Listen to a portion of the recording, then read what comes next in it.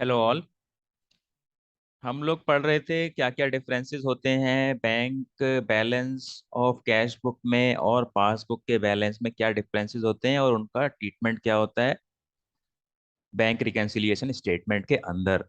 तो उसमें से देखो, एक रीजन है direct deposit by the customer into our bank. यानी कि हमारा कोई कस्टमर है, कस्टमर मतलब हमारा डेटर होगा, उधार बेचा होगा। अगर उसको कैश बेचा होता वो तो तभी के तभी पैसे दे देता, तो वो आपके बैंक अकाउंट में पैसे क्यों डालेगा। तो अगर कोई कस्टमर आपके बैंक में पैसा डाल रहा है, यानी कि उसने पहले कभी उधार खरीदा होगा, उसको उसके पैसे देने होंगे और वो पैसा उसने आपके बैंक अकाउंट में डायरेक्टली डाल दिया, अब आपको बताया नहीं। ठीक है। अब आप देखोगे कि ऐसा प्रैक्टिकल लाइफ में तो बहुत रेयर है, लोगों से मांगने पे पैसे नहीं मिलते हैं, तो यहाँ तो कस्टमर ने बिना बताए हमारे बैंक अकाउंट में पैसे डाल दिए। ठीक है। तो प्रैक्टिकल लाइफ में मुझे नहीं लगता कि ऐसा ईमानदार आदमी कोई मिलेगा, लेकिन हम चैप्टर पढ़ रहे हैं और अगर ऐसा होगा तो हमें पता होना चाहिए कि ऐसे केस में हम बैंक रिकन्सिलिएशन स्टेटमेंट में उसका कैसे ट्रीटमेंट करेंगे। अब देखो, कस्टमर ने हमारे अकाउंट में डायरेक्टली पैसे डाल दिए, कितने डाल दिए, 3,000 रुपये डाल दिए। क्यों डाले? क्योंकि उसको हमने 3,000 रुपये का सामान उधार बेचा होगा, कभी 1 महीने पहले, 2 महीने पहले या 1-2 हफ्ते पहले। तो जब कस्टमर ने हमारे अकाउंट में पैसे डाल दिए तो क्या होगा, हमारा बैंक बैलेंस बढ़ जाएगा, यानी कि बैंक का बैलेंस पासबुक वाला जो बैंक मेंटेन करता है। फिर अगर देखो कि हमारे कैश बुक में बैलेंस दिखा रहा है बैंक का 10,000 रुपये और पासबुक में भी अगर 10,000 रुपये दिखा रहा है, तो क्या होगा, कस्टमर ने हमारे अकाउंट में 3,000 रुपये डाल दिए तो बैंक में हमारा कितना बैलेंस हो जाएगा, 10 + 3 13,000। ठीक है। अब कस्टमर ने हमको बताया नहीं, कस्टमर ने जब हमको नहीं बताया तो हमारा कैश बुक का बैलेंस 10 ही रहेगा। ठीक है। तो अगेन देखो, मिसमैच हो गया।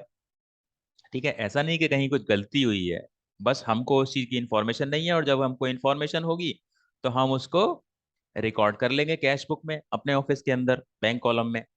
ठीक है। अब हमें उसके बारे में नहीं पता, तो हमारा क्या है, जो ऑफिस का जो बैंक बैलेंस है और जो बैंक मेंटेन करता है पासबुक, उसमें डिफरेंस आ गया। कितना डिफरेंस आ गया, 3,000 रुपये का डिफरेंस आ गया।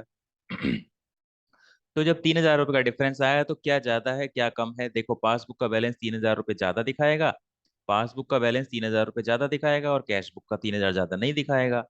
तो अगेन अगर ऐसा हुआ है तो कैसे आप बैंक रिकन्सिलिएशन स्टेटमेंट में उसको ट्रीट करोगे। तो अगेन कैश बुक का बैलेंस दिया हुआ है, तो कैश बुक को अगर पासबुक के मैं उसके बराबर लेके आना है तो मुझे क्या करना पड़ेगा, 3,000 रुपये ऐड करना पड़ेगा। ठीक है। और अगर कोई क्वेश्चन के अंदर कैश बुक का नहीं, पासबुक का बैलेंस दिया हुआ है, तो पासबुक का बैलेंस दिया हुआ है तो पासबुक को कैश बुक से कैसे मैच करेंगे, हम पासबुक में -3,000 रुपये कर देंगे। ठीक है। तो अब क्या होगा, इससे क्या होगा, हमारा कैश बुक का बैलेंस और पासबुक का बैलेंस मैच हो जाएगा। ठीक है। तो ये था transaction direct deposit by our customer into the bank, इसका क्या मीनिंग होता है, और इससे हमारे ऑफिस के बैंक बैलेंस में, जो कि हमारी कैश बुक दिखाती है, और जो पासबुक का बैलेंस है जो बैंक बनाता है, उसमें डिफरेंस आता है तो कैसे आता है, और उसको हम बैंक रिकन्सिलिएशन स्टेटमेंट में कैसे एडजस्ट करते हैं। तो ये वाला एडजस्टमेंट ऐसे होता है। So that is it for this lecture. Thank you.